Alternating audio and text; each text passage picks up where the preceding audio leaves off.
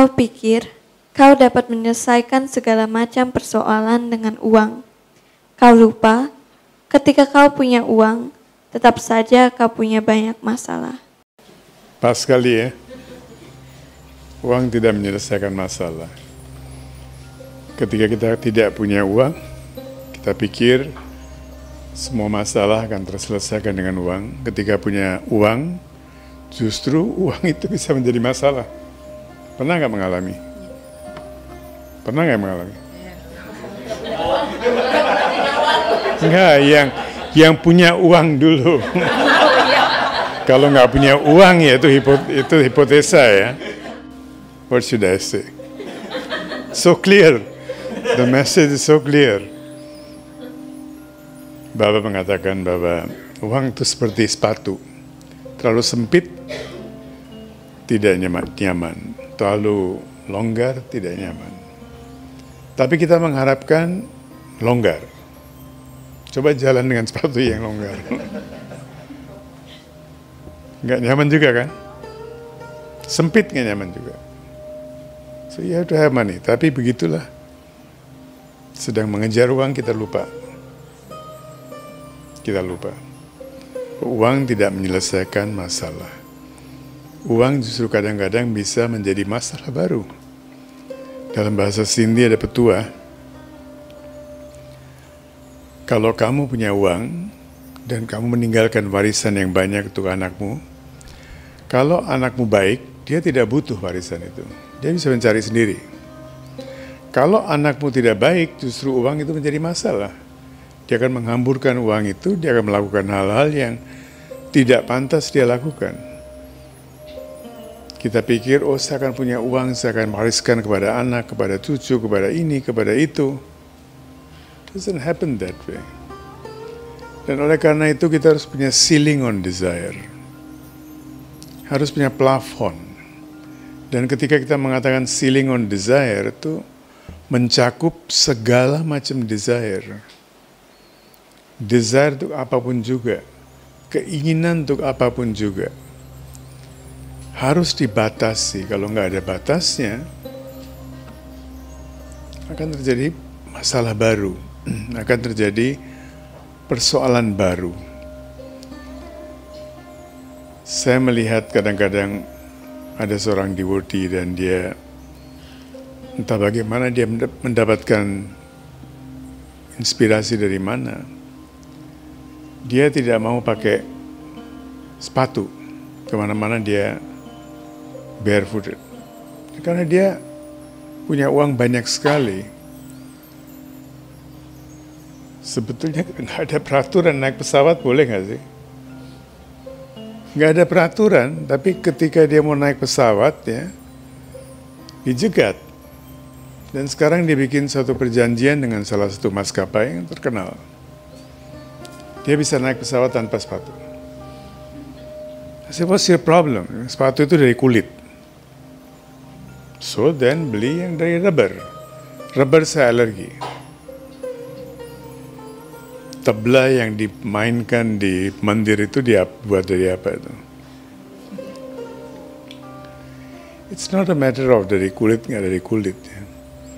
Kita tidak membunuh binatang, ya. Tapi kulit itu ada orang yang menyembelih binatang itu, dijual, ada orang makan.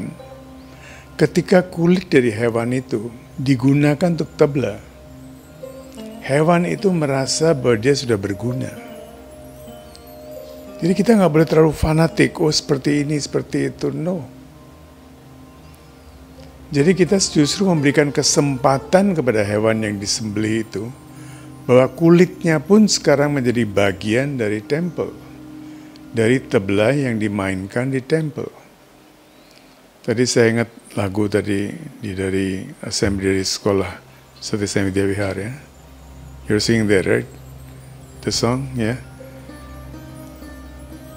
Mereka pernah nyanyi sekali dua kali di Senayan Geraha Sayananda. Dari mana aku dapat mengumpulkan bunga untuk kupersembahkan kepadamu? Ketika bunga-bunga yang layu itu jatuh, setengah layu, belum layu, jatuh, maka bunga-bunga itu ketika dikumpulkan, they got prana also. Sedapat mungkin jangan memetik bunga.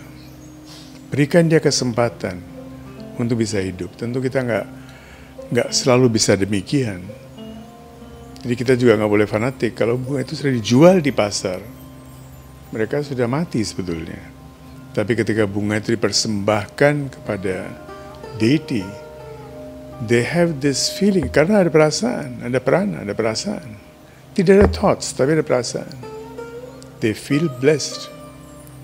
Apalagi ketika bunga-bunga itu sudah hidup, dia sudah menjalani lifespan-nya.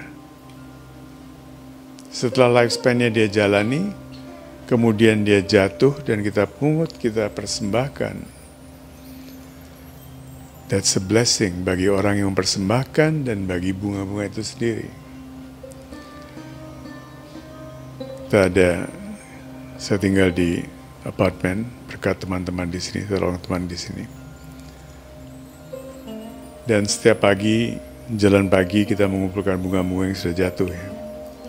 Lucu sekali sekarang melihat kita kumpulkan begitu, ada beberapa orang India lain yang mengikuti jejak kita. Mereka juga mulai kumpulkan di apartemen blok itu banyak orang expat. Ya. Mungkin mereka teringat kembali bahwa itu adalah satu tradisi.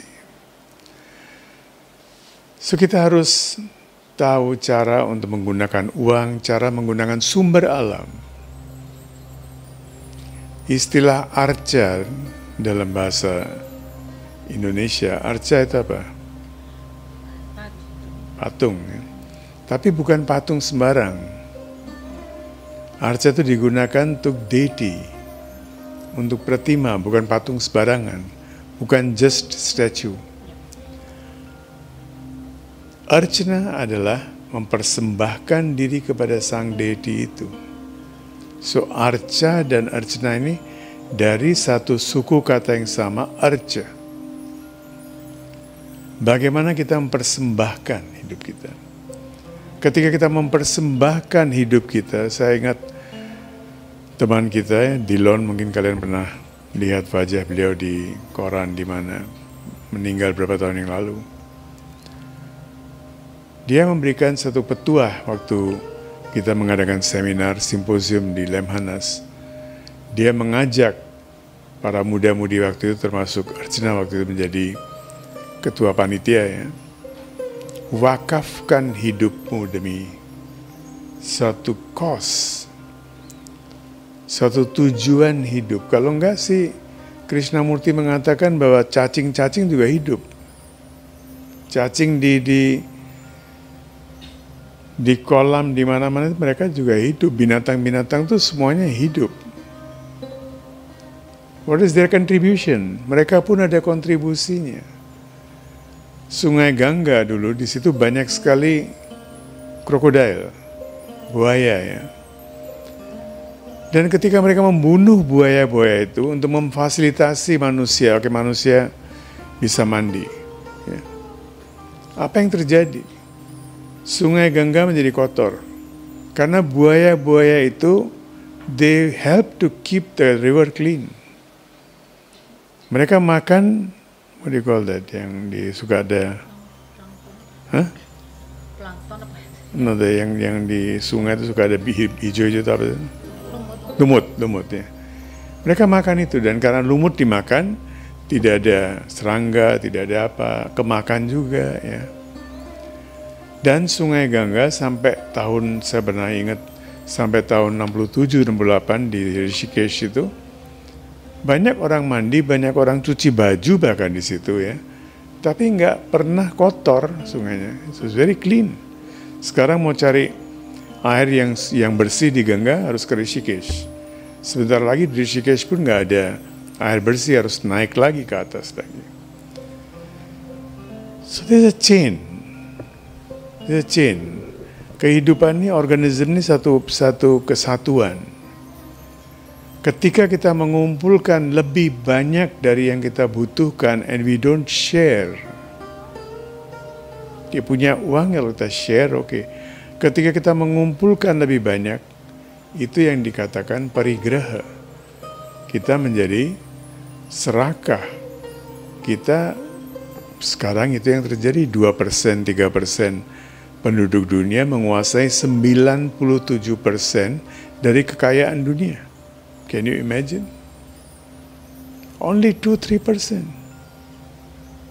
Pantas di mana-mana sekarang kelaparan apa?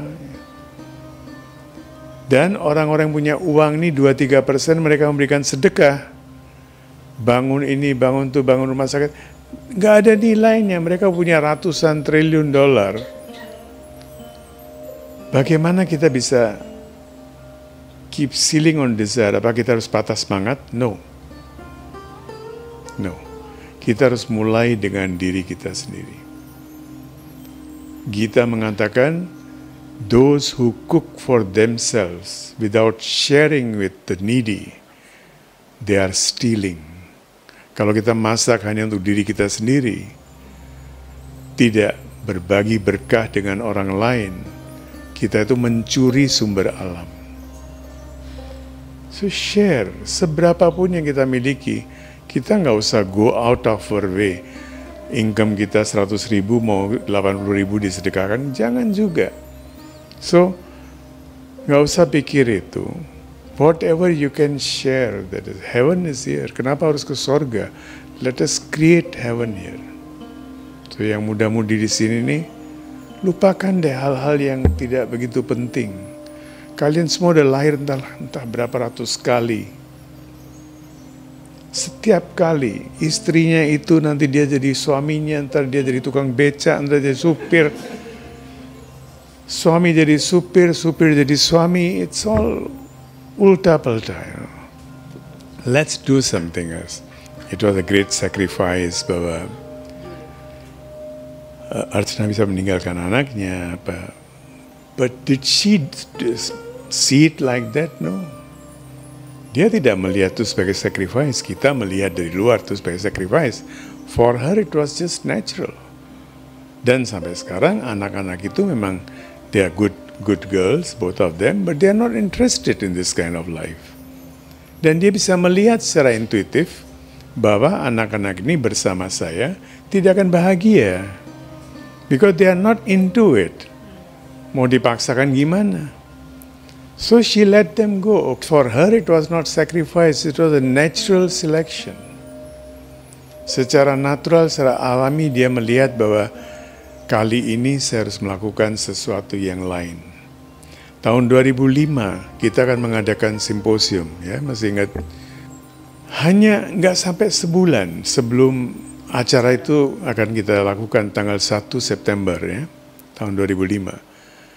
Semua persiapan yang kita lakukan gagal, nggak bisa ketemu ini, nggak bisa ketemu itu. Kenapa? Lobbying. Mau lobbying dengan satu minister nggak bisa terima. Saya bilang oke, let's dissolve it. Nggak jadi deh. Tapi dia bilang enggak, Guruji, we have to do it. Padahal dia bukan ketua panitia. Ketua panitia orang lain. Semuanya sudah menyerah. Ini orang baru pulang dari Swiss, bahasa Indonesianya masih berepotan. Ya.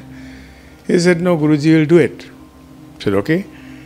Only 1 month sebelum tanggal 1 kalau nggak salah Debbie ya.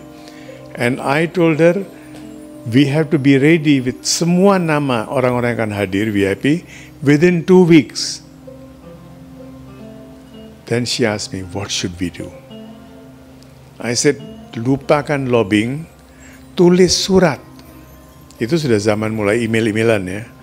Don't send email. Write letters to all these ministers. Minta audience. Ketika mereka mulai menulis surat, anak-anak muda, she was just, how old? Not even 30. 27 maybe, I don't know. 74 kan? 2005 berapa itu? 30 tahun lah ya. 30 tahun. Ketika mereka menulis surat itu, para menteri bingung, ini who are these people, who are these guys? Anak-anak muda mereka maunya apa gitu. Cari tahu fundernya siapa, yang membiayai mereka itu siapa. Nggak ada funder. Dipanggil oleh Menteri Pertahanan, Yono Sudarsono. First. Datang menghadap Menteri Pertahanan, what was the first reaction? Sekarang orang pada kirim email, and you have sent a letter. Kecil loh kelihatannya. Tapi it was a turning point. Bahwa di zaman orang kirim email, ini ada anak-anak muda yang tulis surat. Email mungkin tidak akan dibaca, dia akan kasih ke deputinya. Disposisi deputi. Tapi begitu dia terima surat, mau kalian apa, siapa funder kalian, no funding, uang dari mana? Dari kita, kantong kita. Terus mau diadakan di mana? Saya lupa mau diadakan di gedung mana ya. Itu berapa bayarnya? 10 juta atau 15 juta itu kalau nggak salah ya. Kalau nggak salah saya ingat. Kenapa harus di sana? Saya akan tulis surat kepada Gubernur Lemhanas Muladi, yang menteri dulu, menteri hukum ya. Saya akan tulis note kepada menteri, kepada Gubernur Lemhanas, go and see him. Pergi ke sana, dia juga bingung nih anak-anak muda semuanya. I was not there, saya nggak pernah muncul di permukaan. Dan dia bilang, jangan pakai gedung lain, pakailah Lemhanas. Lemhanas, when she came and reported to me, hall-nya itu untuk 800 lebih orang. Yang ini gimana kalau yang datang cuma 100 orang? Kalau yang datang cuma 100 orang gimana nih?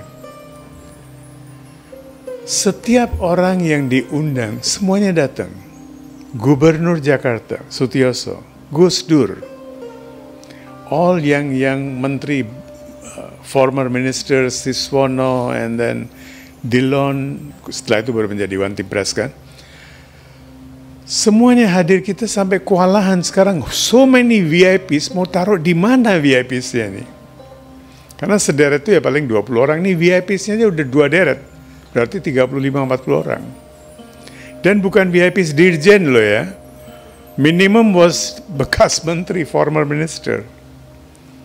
Yang lain masih aktif. Terus kita bikin simposium. Simposium itu sesuatu yang tidak begitu dikenal di zaman itu. Ini maunya apa? Biasanya dikenal adalah seminar, workshop. I said no, simposium. Bedanya apa? Orang nggak ngerti waktu itu. You know perbedaan? Tahu nggak perbedaannya? Ada yang tahu nggak perbedaan simposium sama seminar? Simposium itu nggak ada kesimpulannya. So you have your thoughts, fine. You have your thoughts, fine. Ada 20 orang, 30 orang, semua orang berhak memberikan pandangan. Pandangan-pandangan itu dibukukan, dan pembaca silahkan memilih sendiri, mau apa. It's a bouquet. Dan ketika kita menjelaskan, itu para minister, they were amazed. Dia bilang, Niko, kita nggak pernah terpikir. I said, we are not here to judge you. Kita nggak mau menghakimi kalian. You give us your thoughts, and kita lemparkan, kita jadikan buku. Within 1 month, hasil dari Lemhanas itu, within 1 month or 1.5 month, sudah jadi buku, dan disebarkan ke seluruh semua anggota DPR.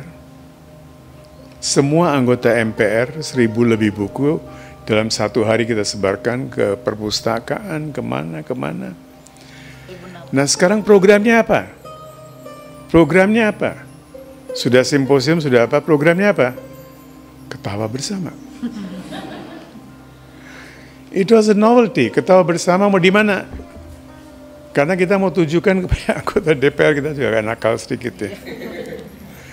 Di gedung di Senayan, di depan sana, depan yang ada jogging track di ya, GBK Bung Karno itu kan kita. Bung Karno atau depan yang pertama-tama bukan, pertama-tama di persis di DPR ya bukan ya? GBK ya? GBK yang mereka suka jalan pagi ya tuh. Oke, kita akan mulai, tapi on one condition. Saya butuh 30 orang, 30 anak muda yang akan berjanji committed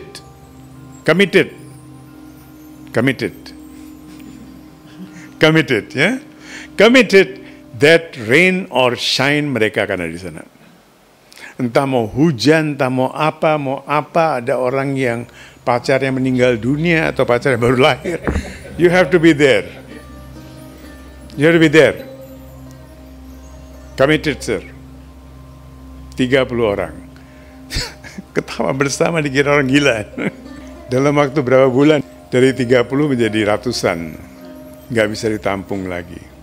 Minta izin di Monas. 6 bulan kalau nggak salah ya. Dalam 6 bulan dari 30 menjadi 5.000 orang. Sampai para menteri datang ke sana yang lagi jogging pagi-pagi. Ketawa bersama 5.000 orang. Dan para menteri memberikan testimoni, kita partai politik aja mau kumpulkan 5.000 orang tuh setidaknya waktu itu 50.000 per orang. Ini kalian bisa hujan-hujanan mereka datang pakai biaya sendiri, nggak ada transportasi yang kita provide ya. And biasa kalau lagi demonstrasi itu kalau kalian lihat orang-orang itu coba wawancara deh, mereka nggak tahu menau. Apa yang mau didemonstrasikan nggak tahu. Ini orang-orang yang datang pengacara, anggota DPR, anggota MPR, politisi, businessman. Maunya apa kalian? Peace. Ada kan di Bundaran HI masih boleh waktu itu, ya. Tuntutan kalian apa? Polisi malah datang. Tuntutannya apa? Nggak ada tuntutan. T-shirt kita, our hearts beat for world peace. Sampai bingung mereka. Mereka begitu bingung sampai they have to find a way out. Bagaimana kita harus dihentikan, kalau enggak ini akan membendung jadi gerakan yang besar sekali dan kita nggak tahu bagaimana membendung mereka lagi. So, we had all kind of attacks, diserang kanan, kiri, macam-macam. But that's not the point. What I'm trying to tell you is bahwa dengan keyakinan pada satu misi yang besar, you can move the mountain. Bukit pun, gunung pun bisa kita pindahkan dari satu tempat ke tempat yang lain. So have this kind of faith. Orang pada waktu itu pada bingung begini, begitu. Kadang-kadang Arjuna sendiri juga bingung ya. Tapi ketika bapaknya datang dan dia melihat tahun 2005, dia bisik-bisik di situ di depan, kita tempatkan beliau di depan. Ketika Arjuna keluar untuk memberikan sambutan, dia bisik-bisik, itu Maya, itu Maya. He could not believe his eyes.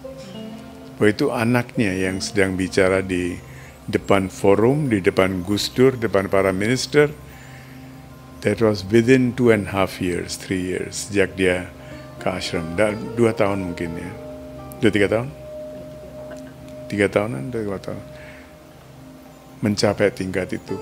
Dan itu inhuman, secara humanly speaking, nggak masuk akal. Apa yang dia capai dalam 20 tahun itu sesuatu yang remarkable. Tapi saya akan mengutip dan mengulangi apa yang dikatakan oleh Jesus, and I'll tell you why. Yesus mengatakan kepada muridnya, apapun yang saya lakukan, kalian, you can perform many more miracles. Kalian bisa berbuat yang lebih banyak lagi. Kenapa dia mengatakan demikian? Karena foundationnya sudah disiapkan oleh Jesus. Tinggal sekarang kita bangun di atas fondasi itu. Jadi kalian semua beruntung sekali bahwa Arjuna sudah menjadi, dia bukan mempersiapkan seperti Jesus. I give you my blood, I give you my daging dan darahku ya. I give you my flesh and blood. Jadi beliau telah menjadi fondasi kita. Kita sudah nggak perlu bangun fondasi lagi. Dan fondasi itu fondasi yang sangat kuat. Kita tinggal, infrastrukturnya pun sudah dia bangun. Sudah kita bangun. So only thing is you have to start. And the message I get from my guru is very, very clear. Sekarang, no more buildings, but Rachna build human beings. Nggak lagi membuild bangunan-bangunan lagi. So forget all the petty things, small things yang nggak ada relevansinya. Let's build ourselves. Man making sekarang adalah create human beings, create humanity within you. Wakafkan hidup kita untuk suatu goal, suatu tujuan, suatu purpose yang tinggi. Tadi pagi saya mengingatkan hari ini juga adalah hari syahadat, martyrdom of Bhagat Kanwar Ram. Dia dibunuh ya, hanya karena keyakinannya bahwa Ram and Rahim are one. Dan dia tidak mau berkompromi, memperbaiki statementnya, padahal cuma diminta, kamu berhenti ngomong itu dulu, itu aja. That Ram Rahim is one. And what has happened? Pakistan yang adalah negara yang didirikan berdasarkan suatu agama, syariat berlaku di sana, and they can sing, they can say until now, every month there is somebody who is dying. Ada aja seorang singer seperti Bhagat Kanwar Ram yang di-shoot. Tapi tetap saja ada orang-orang gila di sana yang masih bisa menyanyikan. Kapan kita lagi dengar ya? Ram Rahim adalah satu. Ram Rahim, Krishna Karim, Ram Rahim, Ram Rahim, Krishna Karim, Ram. Allahu Waheguru,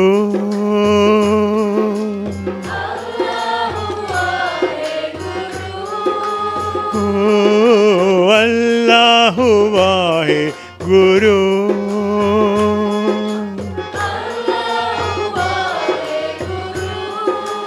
Waheguru, Ram Rahim, Krishna Karim, Ram Ram Rahim, Krishna Karim.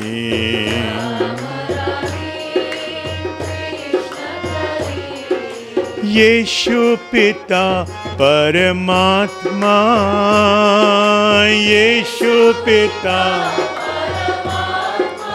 oh Yeshu Pita Paramatma, Yeshu Paramatma, Ram Rahim, Krishna Karim, Ram. Allahu Waheguru, Allahu, oh Allahu Waheguru,